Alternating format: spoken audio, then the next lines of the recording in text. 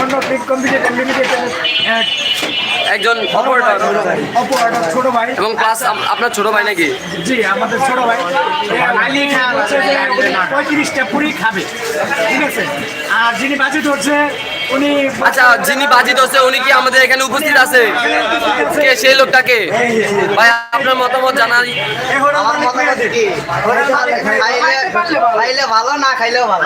ও আচ্ছা, আপনি খালি ওনার বিষয়টা যাচাই করতেছেন সে পারবে কি পারবে না নাকি?